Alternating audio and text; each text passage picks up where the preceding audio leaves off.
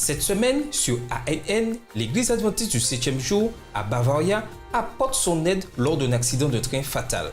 Le bureau de liaison avec les Nations Unies de la dénomination exprime ses condoléances pour la mort de l'ancien secrétaire général de l'ONU, Boutros Ghali. Et des humanitaires adventistes dans une clinique dentaire s'occupent de plus de 700 personnes. Ces histoires et d'autres à suivre.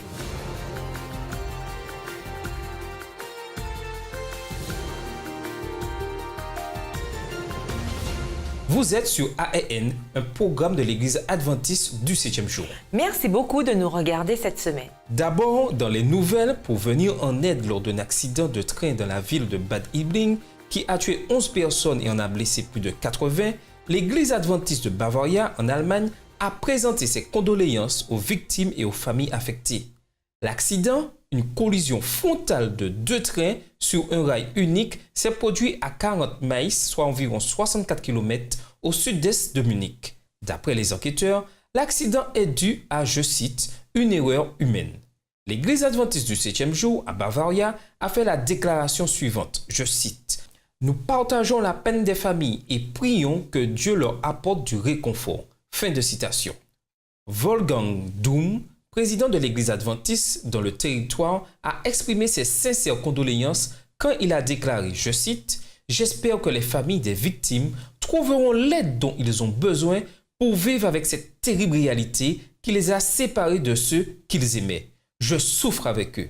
Nous prions aussi pour les nombreux blessés et espérons qu'ils guériront rapidement. » Mardi 16 février, Boutros Ghali, l'ancien secrétaire général des Nations Unies, qui occupa ce poste de 1992 à 1996, est mort après avoir été admis dans un hôpital au Caire pour une fracture du bassin.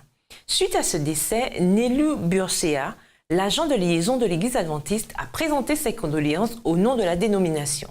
Bursea a déclaré, je cite, son mandat aux Nations Unies durant les années agitées qui ont suivi la guerre froide fut encore plus délicat dû à l'instabilité des alliances et du changement de la dynamique de pouvoir d'une communauté internationale nouvellement fragmentée. Mais, indépendamment des critiques nombreuses et variées durant les 5 années qu'a duré son mandat de secrétaire général, je crois que le docteur Boutros Ghali fut poussé par le désir que les Nations Unies soient, d'après ses propres mots, une voix pour les peuples les plus faibles et les moins reconnus. Visitez news.adventist.org pour lire le communiqué dans son intégralité. Grâce à l'aide de l'Agence de développement et de l'aide humanitaire à Madagascar, des centaines de personnes de la région de Vakinankaratra ont reçu des soins dentaires gratuits grâce à une clinique mobile. La clinique mobile dentaire a été mise en place pour offrir des services aux résidents dans les communautés rurales auxquelles ils n'auraient pas eu accès autrement. La clinique a été parrainée par l'organisation humanitaire internationale Caring Hands, comprenez les mains bienveillantes, et a été acheminée au pays par ADRA International. Jusqu'ici, les professionnels ont soigné plus de 750 personnes, la plupart ayant fait des extractions de dents. Les files d'attente se sont allongées jour après jour quand la nouvelle s'est répandue que les méthodes utilisées par la clinique étaient pratiquement sans douleur. Le maire d'un des villages qui fut visité par la clinique a remercié ADRA d'avoir donné aux habitants la possibilité de vivre et de travailler sans douleur dentaire. Après qu'ADRA ait terminé avec la clinique, une équipe au complet de dentistes locaux et de personnel se sont mis d'accord pour garder la clinique opérationnelle afin que les communautés rurales de la région continuent à avoir accès aux soins dentaires. Une équipe de volontaires originaires de la Caraïbe a consacré des périodes d'1 semaine dans le but d'aider ADRA Dominique à rebâtir la nation après le passage de la tempête tropicale Erika sur l'île l'an dernier. La tempête qui a frappé la Dominique en août dernier a ravagé l'île et a laissé des centaines d'habitants sans abri. En réponse aux besoins actuels de logement, l'Agence humanitaire adventiste poursuit son engagement d'assister le gouvernement dans la reconstruction du pays. Tandis que le gouvernement offre des terrains et des infrastructures, ADRA fournit des ouvriers et des fonds pour fabriquer des logements pour quelques 373 familles affectées. Jusqu'ici, Adra et ses volontaires ont entamé la construction de 3 maisons de 3 chambres et 5 de 2 chambres. L'achèvement de 3 des maisons est prévu pour avril et 5 autres seront terminées d'ici juillet. D'après Henry Peters, le directeur des services communautaires de l'Église adventiste du 7e jour de la Caraïbe du Nord, plusieurs des volontaires sont nés à la Dominique et voient leurs efforts comme des contributions personnelles à la nation qui les a élevés. Les dirigeants d'Adra Dominique espèrent que l'agence sera capable de superviser l'achèvement de 25 maisons d'ici la fin de l'année. D'après l'American Association for the Advancement of Science, l'association américaine pour l'avancement de la science, la découverte scientifique la plus significative de 2015 fut le développement d'une technique d'édition d'ADN spécifique. L'Institut de recherche de géosciences de l'Église a expliqué comment les découvertes liées à cette technique sous-tendent la croyance au design intelligent.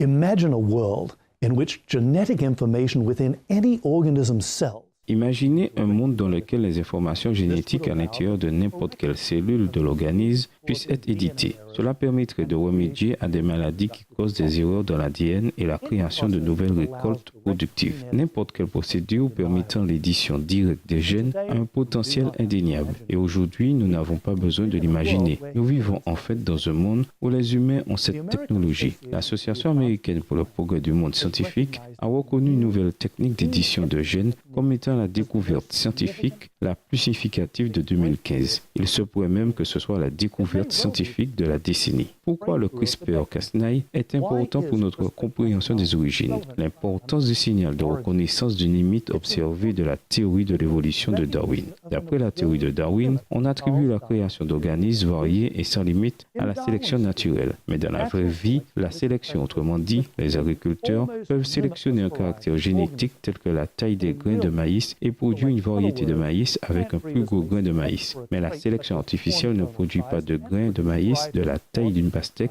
quel que soit l'enthousiasme et l'intelligence appliquée pour la produire. Si la sélection pouvait faire ce que prétend Darwin, on n'aurait pas eu besoin de créer les gènes de l'organisme, la nature créerait de nouveaux gènes toute seule. Nous n'aurions qu'à simplement sélectionner patiemment des variétés avec les gènes que nous voulons. CRISPR-Cas9, de même que d'autres méthodes de création de génomes, révèlent que si nous voulons trouver de nouvelles fonctions dans un génome, nous avons besoin de les créer par le biais de la technologie. Des gènes uniques sont communément trouvés dans différents types d'organismes. That if we want to see new functions in a genome, we need to intelligently engineer them in.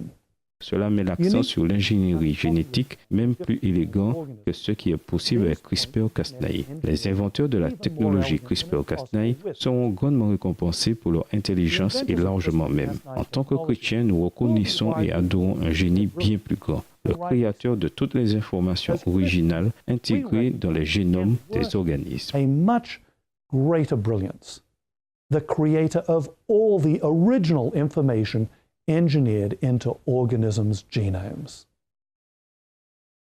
Près de 130 représentants des agences des Nations Unies et des communautés religieuses ont discuté du rôle de la religion et des groupes religieux dans des affaires internationales au début de ce mois durant un symposium tenu au siège des Nations Unies aux États-Unis dans l'État de New York. Kanoub Diop, directeur des affaires publiques de la liberté religieuse de l'Église adventiste du 7e jour, était un des orateurs clés de l'événement. Durant son discours, il a contesté ce qu'il a appelé la généralisation simpliste que la religion et la foi religieuse seraient à blâmer pour la poussée de la violence extrémiste. En se basant sur à la fois l'histoire et la théologie, Diop a exploré ce qu'il appelle un phénomène complexe aux multiples facettes. Et il a établi un lien très marqué entre la compréhension d'une personne de Dieu et la manière dont il noue des relations avec les autres êtres humains.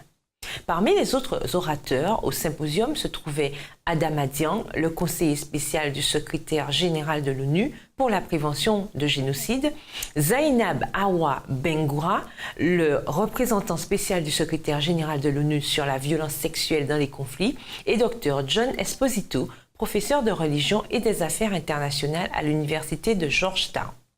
Le département des affaires publiques et de la liberté religieuse de l'Église adventiste du 7e jour était l'un des 3 organisateurs du symposium qui était co-sponsorisé par le détachement spécial interagence de l'ONU pour l'action auprès des organisations religieuses. Dans un instant, nous découvrirons un centre de couture en Inde qui a un impact positif sur la communauté où il est placé. Mais tout de suite, voyons les traductions grecques des écrits d'une des cofondatrices de la dénomination.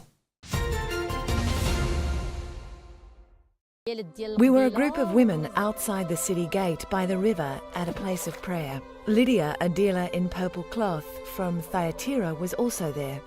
Nous étions un groupe de femmes en dehors des portes de la ville dans un lieu de prière. Lydie, une marchande de pourpre de Thyatire, était là aussi. 2 hommes sont arrivés et ont commencé à nous parler et ont demandé à se joindre à nous pour prier. Nous avons appris plus tard que c'était Paul et Silas. Le Seigneur a ouvert le cœur de Lydie afin qu'elle soit touchée par le message de Paul et tous les membres de sa famille furent baptisés. Un autre jour, Paul et Silas faisaient route vers un autre lieu de prière. Ils ont croisé la route d'une femme esclave qui avait un esprit en elle qui pouvait prédire l'avenir. Elle gagnait beaucoup d'argent pour ses maîtres en pratiquant la divination. Elle nous suivait et nous criait après. Cela dérangeait et alors Paul ordonna à l'esprit de sortir d'elle. Lorsque ses maîtres se sont rendus compte que leur chance de gagner de l'argent n'existait plus, ils ont traîné Paul et Silas devant les autorités et ils furent emprisonnés. Aux alentours de minuit, ces 2 prisonniers calmes, Paul et Silas, priaient et chantaient des hymnes à Dieu. Nous, les autres prisonniers, les écoutions.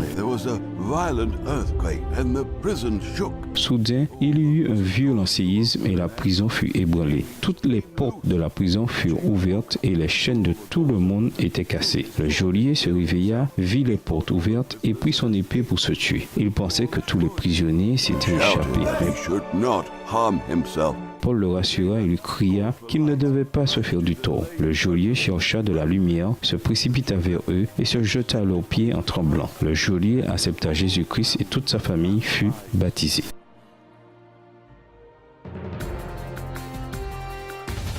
Nous voilà de retour et maintenant, voyons les nouvelles de notre Église dans le monde. Durant l'épisode de la semaine dernière de Cette semaine dans l'histoire de l'adventisme, David Truim, archiviste en chef de la dénomination, a rendu hommage à Eli Okonomou, qui était professeur de religion à l'université Andrews au milieu du XXe siècle.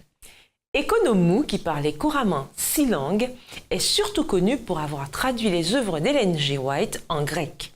Okonomou a traduit 18 livres écrits par la cofondatrice de l'Église adventiste sur son temps libre, parce que les maisons d'édition adventistes à l'époque pensaient qu'il n'y avait pas de marché pour les œuvres de l'auteur en grec. Nous, à ANN, avons récemment découvert que les traductions en grec des écrits d'Ellen White par Eli Okonomou étaient encore disponibles gratuitement. Je me suis assise avec Benjamin Baker, l'éditeur en chef de l'Encyclopédie des Adventistes du 7e jour, pour en savoir plus. Thanks so much for joining us, Benjamin. For those who may have missed last week's episode, can you briefly tell us a little bit about Eli Okonomou? Merci de nous avoir rejoints, Benjamin. Pour ceux qui ont manqué l'épisode de la semaine dernière, pouvez-vous brièvement nous en dire plus sur Eli Okonomou? Eli Okonomou est né en 1928 dans la ville biblique de Thessalonique où Paul a écrit les lettres aux croyants de Thessalonique. Elle s'est convertie à l'adventisme à l'âge de 13 ans quand elle a lu le livre La tragédie des siècles et c'est à cet âge qu'elle a développé son amour pour les œuvres d'Ellen G. White. Mais parce qu'elle faisait partie d'une grande famille orthodoxe, son père ne voulait pas qu'elle se fasse baptiser avant ses 21 ans. Donc, quand elle fut baptisée et après la Seconde Guerre mondiale, elle a immigré aux États-Unis. Elle a étudié à Pacific Union College et a fini par enseigner à Andrews University. Elle parlait 5 langues et était une formidable linguiste. Et en tout, elle a enseigné à Andrews plus de 30 ans. Une des choses les plus importantes qu'elle a faites dans sa vie était de traduire 18 livres de l'esprit de prophétie, 18 des titres d'Ellen White en grec. Et à cette période, parce que les maisons d'édition ne pensaient pas que ce serait profitable de les imprimer, Okonomou a financé la publication et l'impression même des ouvrages. Wow. Et depuis, des milliers ont été vendus par des colporteurs évangéliques en Grèce et en Chypre. Okonomou financed the publication and the printing of the books herself. Wow. And since then, thousands have been sold by literature evangelists in Greece and Cyprus. And we know that people can actually Et nous savons que des gens peuvent obtenir ces livres en grec s'ils le veulent, n'est-ce pas? Oui, c'est vrai. Nous avons environ 20 palettes de ces livres et comme je l'ai dit, ils sont envoyés à des colporteurs évangéliques en Grèce. Mais si les spectateurs en veulent une copie, ils doivent juste payer les frais d'envoi. Ils doivent simplement contacter les archives de la conférence générale à archives@gcadventist.org et nous pouvons nous arranger pour vous faire parvenir quelques-uns des merveilleux livres traduits. And we can arrange to send you some of the great translated books. Great. Thanks, Benjamin. Thank you. Par le biais de classes de couture en Inde, des femmes adventistes ont créé un centre d'influence pour apporter l'évangile aux membres de la communauté. Paul Charles, le directeur des communications de l'Église adventiste de la région de l'Afrique du Sud et de l'océan Indien, a envoyé ce rapport de ses déplacements. Regardez.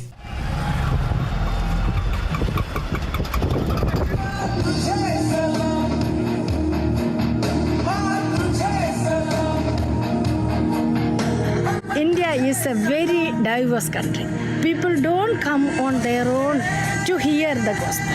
L'Inde est un pays très diversifié. Les gens ne viennent pas écouter l'Évangile par eux-mêmes. Dieu utilise des femmes pieuses pour apporter l'Évangile aux gens, pour tisser des liens en les rencontrant là où ils se trouvent. Dans cette région, nos bâtiments deviennent des centres d'intérêt. Vous voyez ces bâtiments? Nous ne savons pas qui se trouve dans ces bâtiments, mais nous devons atteindre ces gens. L'objectif du projet de l'Institut de couture de Dorcas est d'atteindre les gens des environs. De nombreuses femmes brodent sur des canevas. Alors, grâce à l'Institut de couture, l'histoire se répand et elles viennent voir ce qui se passe ici. J'en ai entendu parler plusieurs fois et plusieurs fois Dieu a répondu qu'il s'occupe de moi. I'm very thankful for this project and I'm very thankful to God also that He cares for me.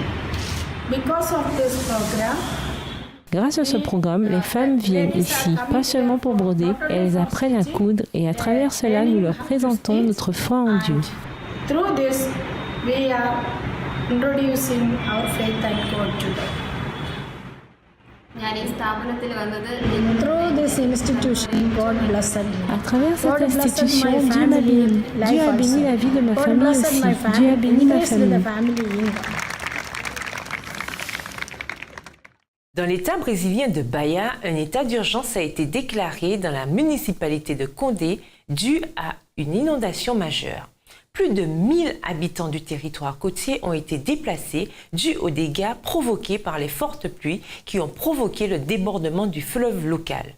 Ceux qui cherchent un refuge s'abritent dans des écoles publiques que le gouvernement a temporairement transformées en logements d'urgence. Les habitants utilisent de petits bateaux pour naviguer à travers la municipalité dans des rues gorgées d'eau. En réponse à la catastrophe naturelle, l'Agence adventiste de développement et de l'aide humanitaire à Bahia a commencé à distribuer près de 700 kits d'hygiène pour les familles affectées. Chaque kit contient 45 articles, dont des brosses à dents, du dentifrice, du savon, du papier toilette et du shampoing. Le directeur régional d'Adra Bahia, Luis Fernando, a expliqué comment l'agence travaille à combler les besoins d'autant de personnes que possible. Il a déclaré, je cite, « Nous avons commencé cette action d'urgence et nous établissons des contacts avec des églises et d'autres institutions pour attirer l'attention sur cette réalité des habitants de Condé et cherchons des moyens pour les aider au mieux. » Le nombre d'immigrants et de réfugiés voyageant à travers l'Europe a atteint approximativement 60 millions.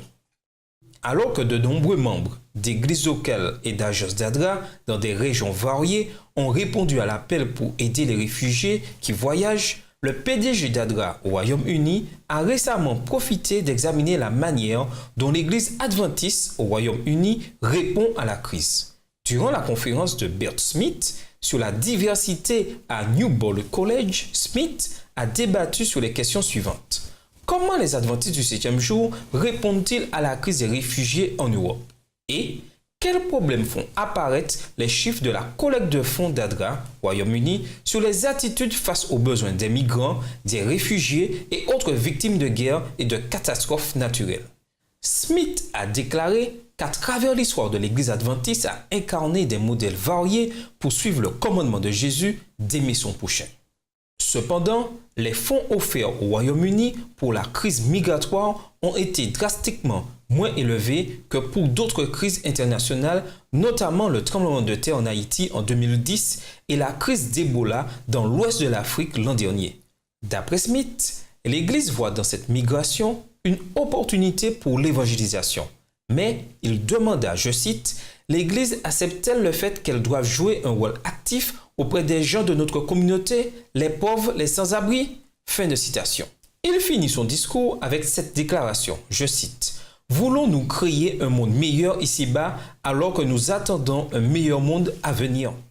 Et pour terminer, aux nouvelles, cette semaine, une boutique d'articles de seconde main ou friperie opérée par l'Agence adventiste de développement et de l'aide humanitaire dans l'ouest de l'Australie a collecté une somme importante.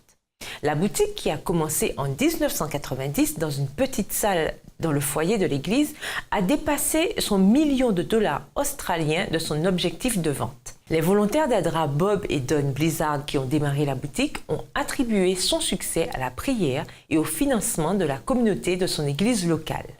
La boutique rapporte plus de 100 000 dollars australiens par année qui financent directement à la fois l'église locale et les projets locaux et internationaux d'Adra. Dans un instant, nous parlerons d'une mise à jour apparaître d'Instagram. Mais tout de suite, voyons comment l'eau peut être bonne pour votre cœur. Nous reviendrons dans un instant pour nos rubriques hebdomadaires.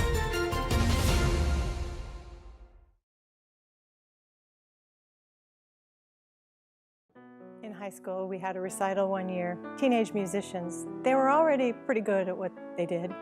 There was one musician, though, that struggled from the beginning. Le saviez-vous? Vous pouvez recommencer votre vie. Au lycée, nous avions un récital une année. Des musiciens adolescents, ils étaient déjà très bons dans ce qu'ils faisaient. Il y avait un musicien par contre qui souffrait depuis le début. Ses doigts tremblaient et ils étaient les uns sur les autres. On pouvait sentir sa frustration. À un moment donné, il a juste pris ses doigts et les a juste lâchés lourdement sur le clavier. C'est comme si nous entendions toutes les notes en même temps. Le professeur de musique a rejoint l'élève sur l'estrade et lui a dit « Tu sais, parfois on a juste besoin de recommencer. On a besoin de repartir à zéro. » Une façon de voir le baptême, c'est un recommencement. Le baptême prend en compte où je suis, mais annonce où je vais. C'est une priorité de vivre sa vie avec Dieu, quel que soit là où j'ai été, ou ce que j'ai fait, ce que je pensais faire. Le baptême n'est pas là pour nous rendre parfaits, mais il annonce que notre priorité est de mettre Dieu à la première place dans notre vie. Bien que le récital se soit passé il y a longtemps, je m'en souviendrai toujours parce que l'enseignant est descendu de l'estrade et est remonté. Il s'est assis à ses côtés. L'enseignant a dit à l'élève « Maintenant, recommence et je serai à tes côtés. » Et ce que nous avons entendu était simplement magnifique.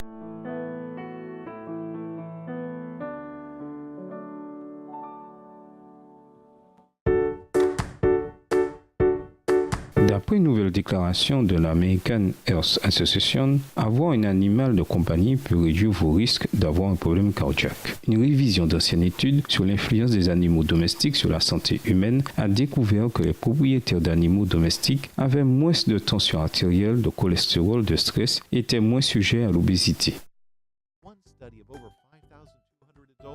Une étude sur plus de 52 000 personnes a montré que les propriétaires de chiens avaient plus de chances d'atteindre le niveau d'activité physique recommandé. C'est un fait, mais il y a de l'espoir. Alors que vous réfléchissez à vos activités de loisirs, pensez à la profonde relation que vous avez avec votre chien. Non seulement les chiens peuvent faire fondre votre cœur, mais ils améliorent la santé de votre cœur afin que vous puissiez vivre une vie plus longue et plus heureuse. Improve your heart health so you will live a longer and happier life.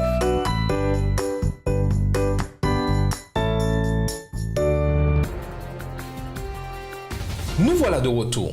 Saviez-vous que boire 5 verres d'eau par jour réduit vos chances d'avoir une crise cardiaque? Notre épisode de Live It, cette semaine, vous en dit plus.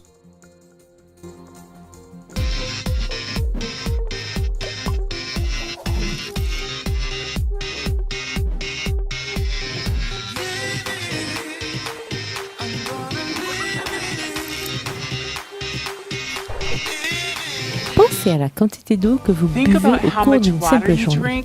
Boiriez-vous plus d'eau si vous saviez que cela pouvait réduire vos risques d'avoir une maladie cardiovasculaire de moitié?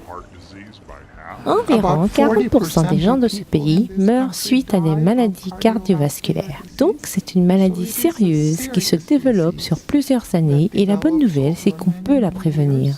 La maladie cardiaque est provoquée par un quelconque blocage dans vos artères qui empêche au cœur de recevoir suffisamment de sang. La formation de plaques peut résulter de facteurs à risque tels que la cigarette, un fort taux de cholestérol et une tension artérielle élevée. Cette étude de l'Université de Loma Linda sur la santé a suivi 34 000 Californiens sur 15 ans. À la fois, les hommes et les femmes qui buvaient 5 verres d'eau par jour avaient moitié moins de risque de mourir suite à une maladie cardiovasculaire. Et voilà l'astuce simple du jour. Buvez au moins 5 verres d'eau chaque jour pour réduire les risques pour vous d'avoir une maladie cardiovasculaire. Vous pouvez l'agrémenter avec des morceaux de citron vert ou d'orange. La tisane sans sucre a aussi démontré un effet similaire sur la réduction des risques de maladies cardiovasculaires. Rappelez-vous, les boissons telles que le jus et le soda sont très sucrées et ne vous permettront pas de réduire votre risque de maladie cardiovasculaire. Voilà votre astuce du jour vous indiquant comment vous pouvez vivre en meilleure santé et plus longtemps. Pour en savoir plus sur Live It, la nouvelle émission de santé en ligne de l'Université de Loma Linda et regarder d'anciens épisodes, visitez liveit.lomalinda.org. Dans le cadre du rapport sur les médias sociaux de cette semaine, Angela Taipei parle d'une récente mise à jour d'Instagram qui permet aux utilisateurs de passer d'un compte à l'autre sur leur smartphone. The biggest social media news this week comes from Instagram. La plus grande nouvelle des médias sociaux de cette semaine vient d'Instagram. Jusqu'à maintenant, ceux qui géraient de multiples comptes devaient se déconnecter et se reconnecter pour changer d'un compte d'entreprise qu'ils gèrent à leur compte personnel. Récemment, l'app PhotoSharing a annoncé une mise à jour longtemps attendue qui permet aux utilisateurs de rapidement et facilement permuter entre comptes. Pour ajouter le compte supplémentaire auquel vous voulez contribuer, cliquez sur la roue dentée qui se trouve en haut de la page de votre compte, faites descendre l'ascenseur et cliquez sur « Ajouter compte ». Une fois que vous avez rentré le nom d'utilisateur et le mot de passe, une icône apparaîtra au bas de l'écran. Un toucher rapide sur l'icône vous ramènera à la page de votre compte, mais gardez le doigt sur l'icône pour que les comptes apparaissent. Et alors, il s'agit d'une simple permutation. Mais ne laissez pas cette permutation rapide vous désarçonner par inadvertance.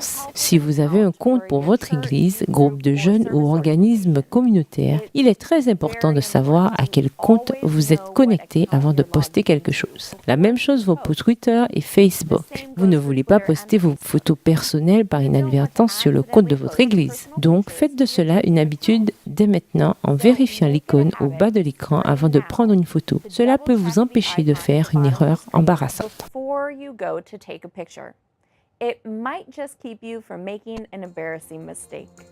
Et pour terminer l'émission d'aujourd'hui, jetons un œil sur l'histoire de l'adventisme en écoutant Kenry Hilton. Welcome to This Week in Adventist History.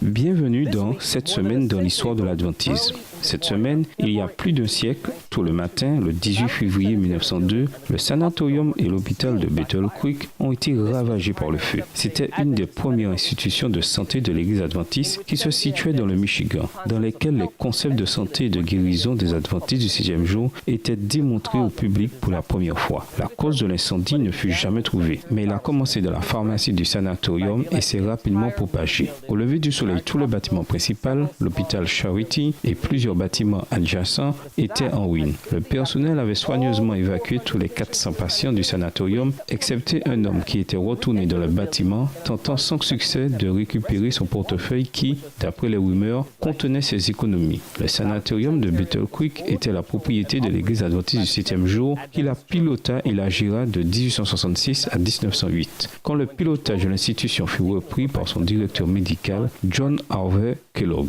Aussi, cette semaine, le 15 février 1925, l'Université adventiste de Barranquilla a ouvert ses portes. Sa première directrice fut Madame Victoria Davia, née au Guatemala. En 1960, le nom fut changé en Max Trumer College, en honneur des pionniers de l'Église adventiste en Colombie. On la connaît localement sous le nom de Colegio Adventista del Atlántico Max Trumer. C'était cette semaine dans l'histoire de l'adventisme. And that was This Week in Adventist History. Merci de regarder ANN. Nous vous donnons rendez-vous la semaine prochaine pour plus d'informations sur le plateau d'Espérance TV. En attendant, rejoignez notre groupe de discussion sur Facebook, Twitter et Instagram. Vous pouvez vous connecter avec des adventistes du monde entier à travers plus d'histoires, de photos et de vidéos. Visitez Facebook/Adventist News, Twitter @Adventist Church et Instagram @Adventist Church. Notre bonne nouvelle de cette semaine vient du livre de Galates au chapitre 6 et au verset 9. Le passage déclare « Ne nous lassons pas de faire le bien, car nous moissonnerons au temps convenable si nous ne nous relâchons pas. » C'est tout pour notre programme cette semaine. Et rappelez-vous, vous pouvez toujours visiter le site news.adventist.org pour des informations et des vidéos quotidiennes. En attendant notre prochaine édition, que Dieu vous bénisse. À bientôt!